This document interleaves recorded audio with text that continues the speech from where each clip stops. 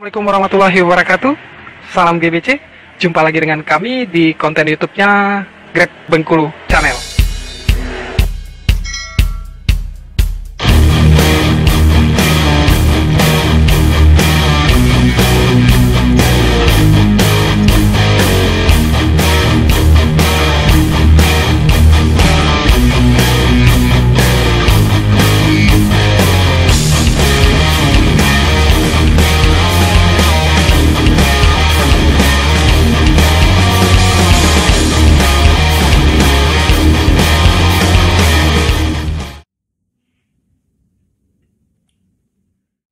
Oke teman-teman, sahabat YouTube, sahabat GBC dimanapun saja berada, salam persaudaraan buat kita semua ya.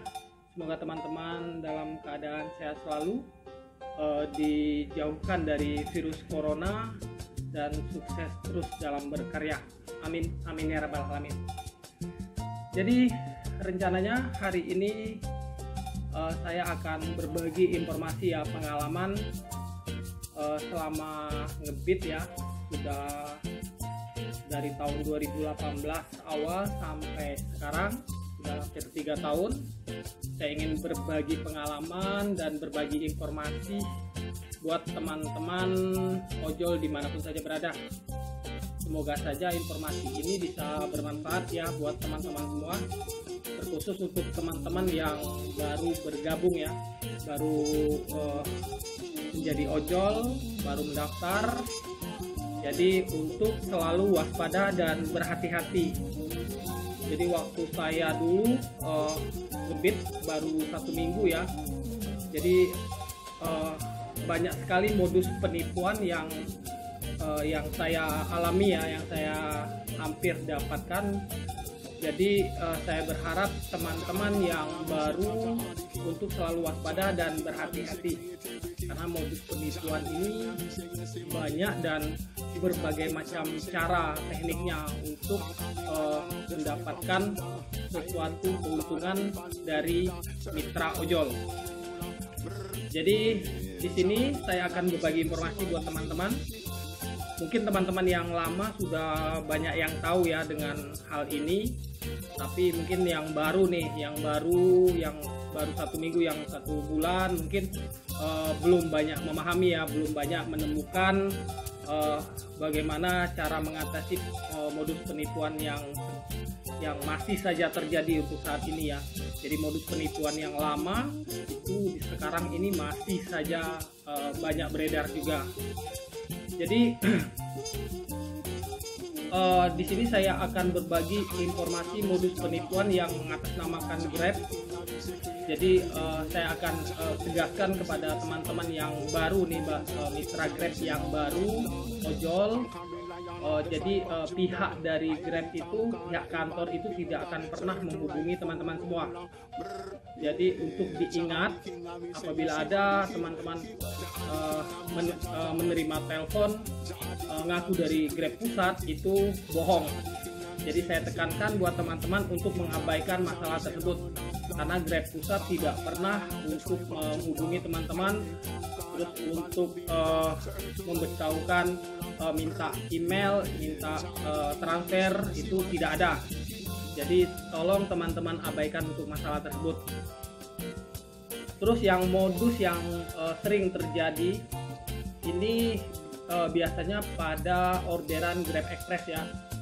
Jadi Grab Express konsumen penipu, dia akan memesan di salah satu toko ya.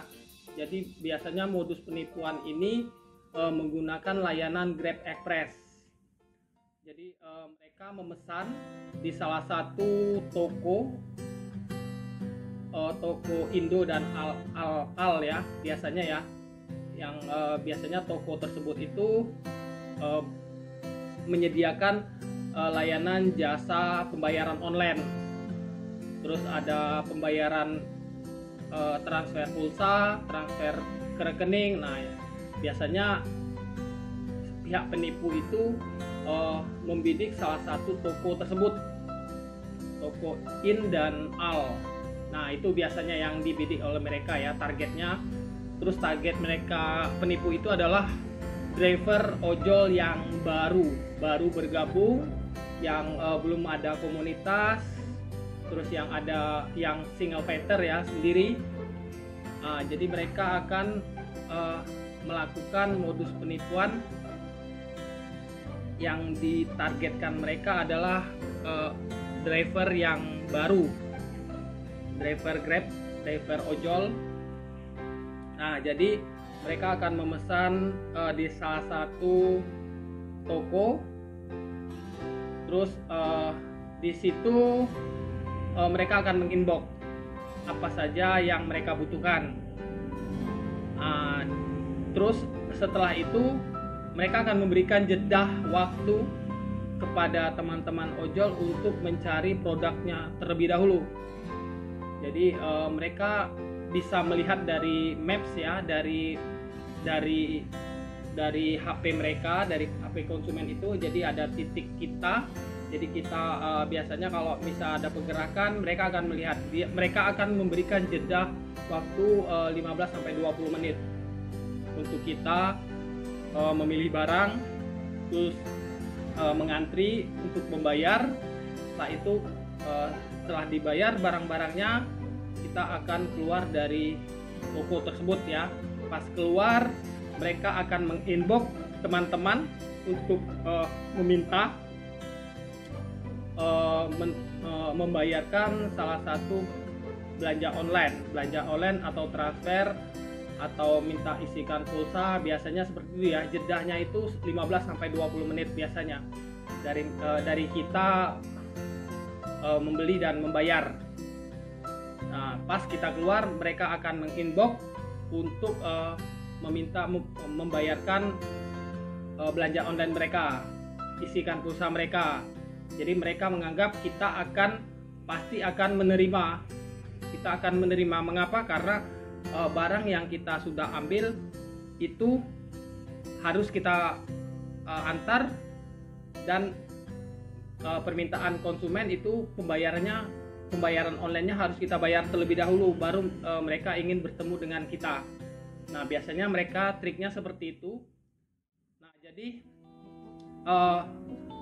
makanya saya sarankan buat teman-teman ojol nih ya, sebaiknya alihkan toko belanjanya dialihkan saja, jangan di in dan out tersebut.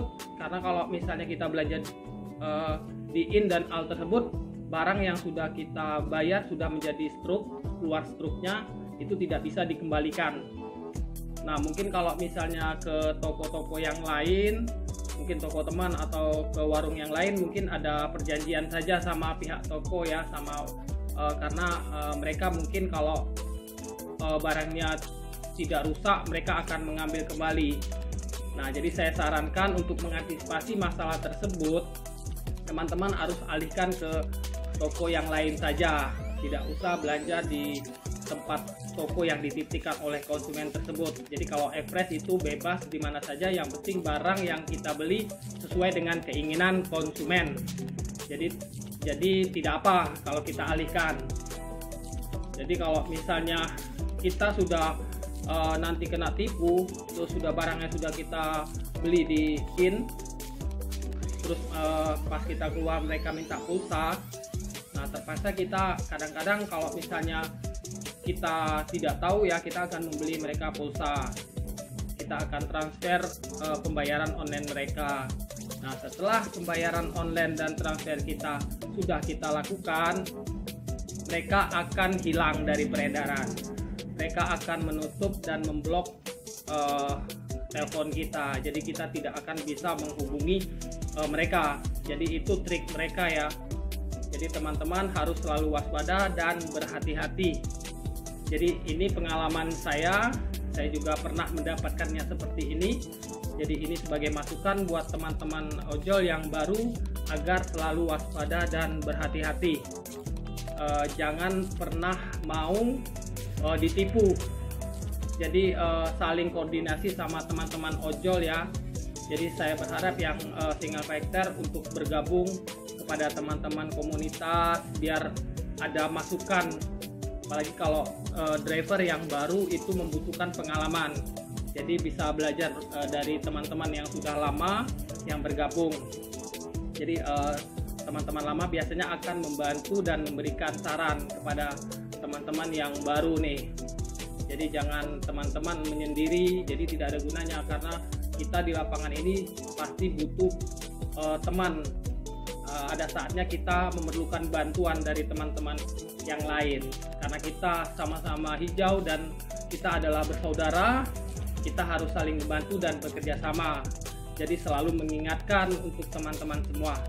Itu saja informasi dari saya. Semoga saja ini bermanfaat buat Abang Ojol dimanapun saja berada. Yang baru bergabung, selamat bergabung. Semoga sukses. Terima kasih. Semoga saja ini berguna buat teman-teman semua. Wassalamualaikum warahmatullahi wabarakatuh.